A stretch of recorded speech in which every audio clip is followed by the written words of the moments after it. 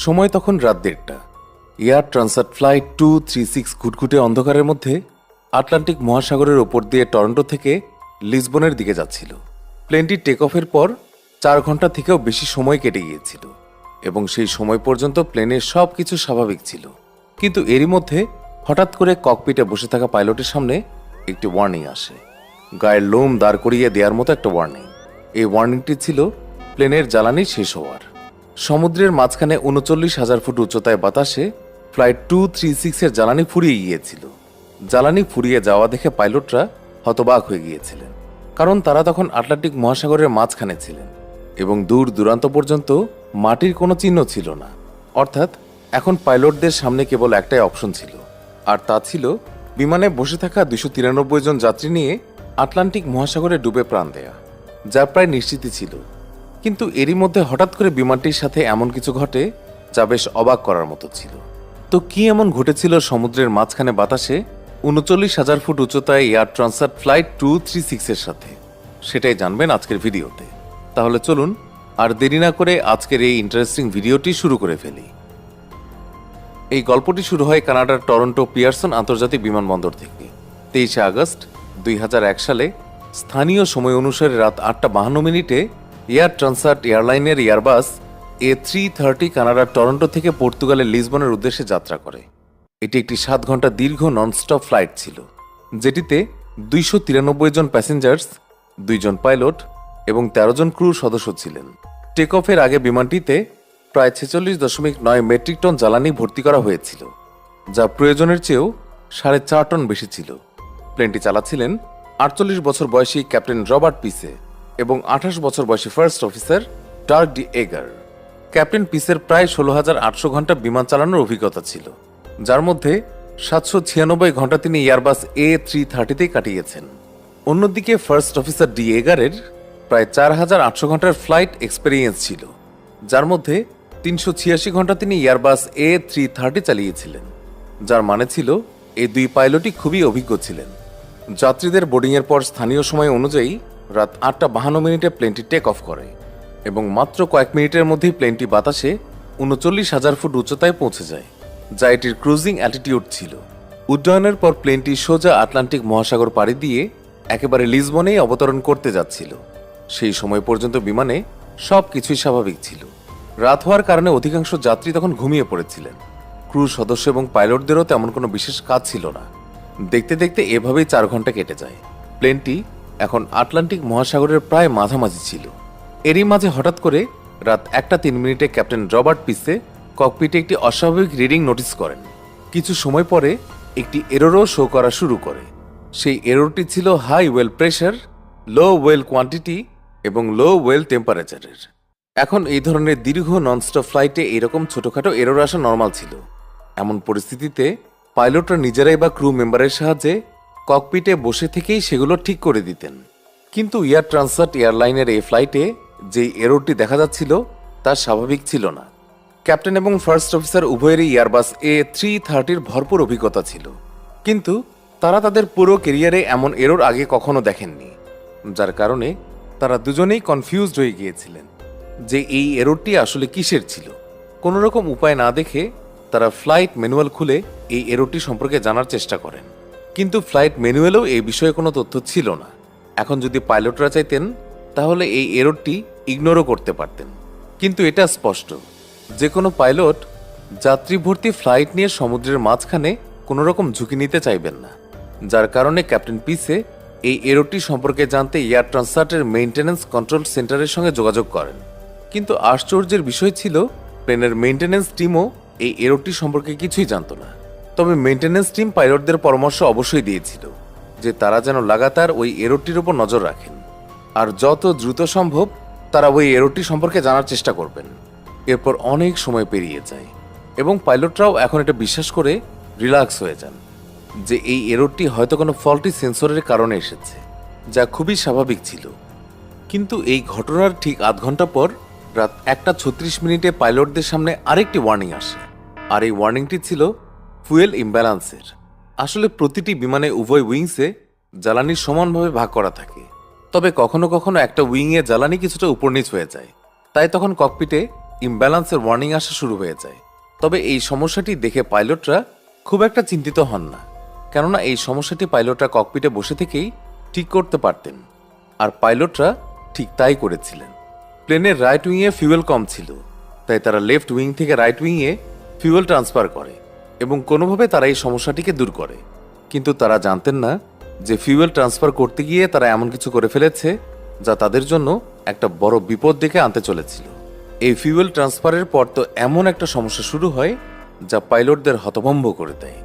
আসলে ফিউয়েল ট্রান্সফারের পর প্লেনের 2 নম্বর ইঞ্জিনে ওয়েল টেম্পারেচার কমতে শুরু করে আর ওয়েল প্রেশার বাড়তে শুরু করে। পাইলটরা এখন বিষয়টির গুরুত্ব বুঝতে পেরে একটু সিরিয়াস হয়ে যান, কেননা প্লেনটি তখন আটলান্টিক মহাসাগরের ঠিক মাঝখানে ছিল আর দূর দূরান্ত পর্যন্ত ভূমির কোনো চিহ্নই ছিল না, যার কারণে পাইলটরা খুবই ঘাবড়ে যান এবং প্লেনটি ল্যান্ড করানোর জন্য এয়ারপোর্ট খুঁজতে শুরু করেন।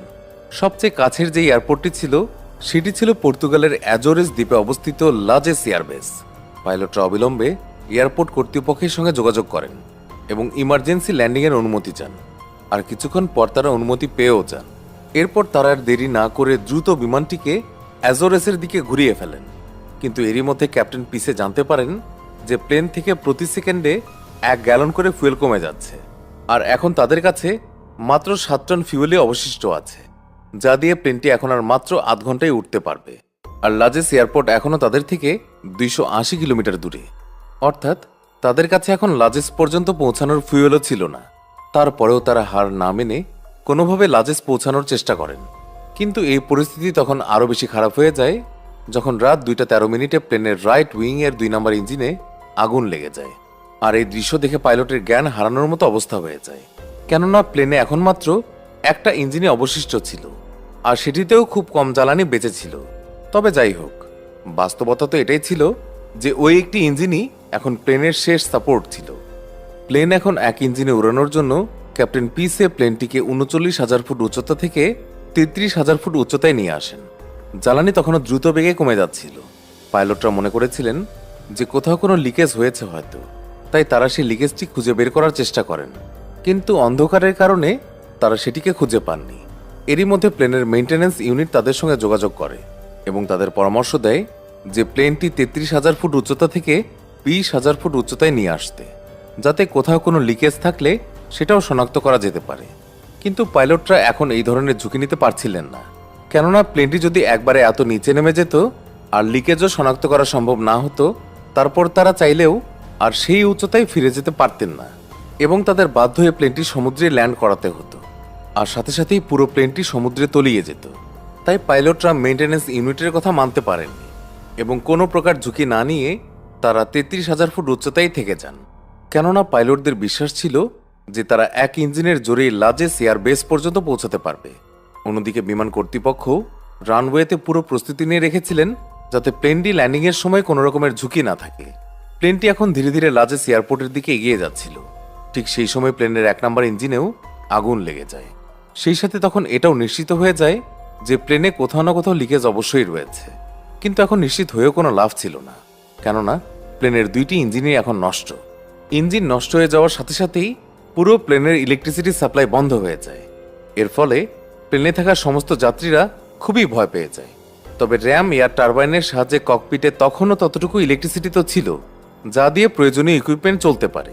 প্লেনটি এখন 33,000 ফুট উচ্চতা থেকে 30,000 ফুট উচ্চতায় নেমে পড়েছিল আর এখন প্লেন গ্লাইডিং করতে শুরু করেছিল। এখানে প্লেন গ্লাইড করার মানে আমরা বোঝাতে চাচ্ছি যে কোনো প্লেন যখন কোনো ভার্টিক্যাল ডিস্টেন্স কভার করে তখন একই রেশিওতে সেটি হরাইজন্টাল ডিস্টেন্সও কভার করে আর প্রতিটি প্লেনের নিজস্ব একটি গ্লাইড রেশিও থাকে।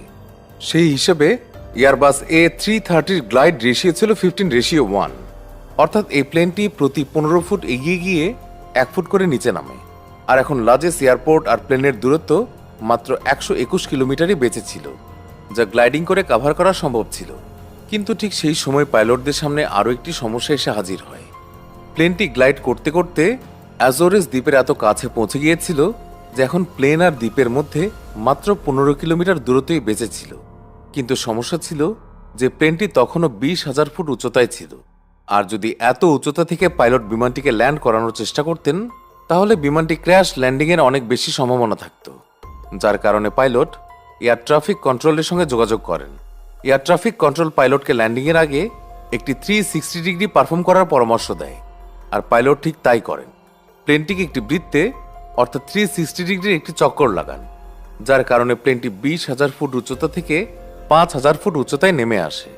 কিন্তু এই উচ্চতাও ল্যান্ডিংয়ের জন্য নিরাপদ ছিল না, তাই পাইলটরা প্লেনটিকে বেশ কয়েকটি এস টার্ন পারফর্ম করান, যার ফলে প্লেনটি 2,000 ফুট উচ্চতায় নেমে আসে। আর এটি প্লেনটি ল্যান্ডিংয়ের জন্য একদম পারফেক্ট অ্যালটিটিউড ছিল। পাইলটরা এখন বিমানটিকে লাজেস এয়ারবেস রানওয়েতে নিয়ে আসেন, কিন্তু এই ধরনের ল্যান্ডিংও বিপদমুক্ত ছিল না, কেননা ল্যান্ড করার সাথে সাথেই প্লেনের 12টি চাকার মধ্যে 8টি চাকা সম্পূর্ণভাবে লকড হয়ে যায়, আর প্লেনের গতিও 370 কিলোমিটার পার আওয়ার ছিল। এত হাই স্পিডে থাকার কারণে প্লেনটি রানওয়ে স্পর্শ করার সাথে সাথেই একটি শক্তিশালী বাউন্স খায়, তারপর রানওয়েতে এগিয়ে যেতে শুরু করে।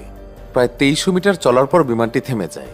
ততক্ষণে বিমানের বেশিরভাগ টায়ারই ফেটে গিয়েছিল, কিন্তু বিমানবন্দরের ক্রুদের সতর্কতার কারণে বিমানটি বড় ধরনের দুর্ঘটনার হাত থেকে বেঁচে গিয়েছিল। ল্যান্ডিংয়ের সময় যাত্রীরা প্লেনের ভেতরে প্রচুর দৌড়াদৌড়ি শুরু করে দিয়েছিল, যার কারণে প্রায় 14 জন যাত্রী এবং 2 জন ক্রু সদস্য ছোটখাটো আঘাত পেয়েছিল, তবে কেউই বড় কোনো ক্ষতির সম্মুখীন হননি। পরবর্তীকালে এয়ার ট্রান্সাট এয়ারলাইনের ফ্লাইট 236 ইঞ্জিন ছাড়াই পৃথিবীর ইতিহাসের সবচেয়ে লম্বা দূরত্ব 121 কিলোমিটার পর্যন্ত গ্লাইড করা প্রথম প্লেন হয়ে উঠেছিল, তাই এটিকে অ্যাজোরেস গ্লাইডারও বলা হয়। ঘটনার পর পর্তুগিজ অ্যাভিয়েশন ইনভেস্টিগেশন ডিপার্টমেন্ট বা জিপিআইএ তদন্ত করে জানতে পারে যে টেক অফের আগে মেইনটেনেন্স কর্মীরা প্লেনের হাইড্রোলিক সিস্টেমে একটি ভুল পার্ট ইনস্টল করে দিয়েছিলেন, যার কারণে টেক অফের কিছুক্ষণ পরেই সেই পার্টটি নষ্ট হয়ে যায় এবং ফিউয়েল লিকেজ শুরু হয়ে যায়, যার কারণে প্লেনের 2টি ইঞ্জিনই পুড়ে যায়। এই ঘটনায় এয়ার ট্রান্সফারও দোষী ছিল, তাই কানাডিয়ান সরকার কোম্পানিটির উপর আনুমানিক $2,50,000 কানাডিয়ান জরিমানা লাগায় এবং এয়ারবাসও ভবিষ্যতে তাদের সমস্ত প্লেনে প্রয়োজনীয় পরিবর্তন আনে, যাতে আগামী সময়ে এই ধরনের সমস্যার সম্মুখীন আর হতে না হয়। তো বন্ধুরা, এই ছিল আজকের ভিডিওটি আপনাদের কাছে কেমন লাগলো তা আমাদেরকে কমেন্ট করে অবশ্যই জানাবেন। ভালো লেগে থাকলে অবশ্যই একটি লাইক করবেন। নিয়মিত এরকম ইন্টারেস্টিং এবং ইনফরমেটিভ ভিডিও দেখতে আমাদের অদ্ভুত বাংলা চ্যানেলটিকে এখনই সাবস্ক্রাইব করে রাখুন। ধন্যবাদ সবাইকে।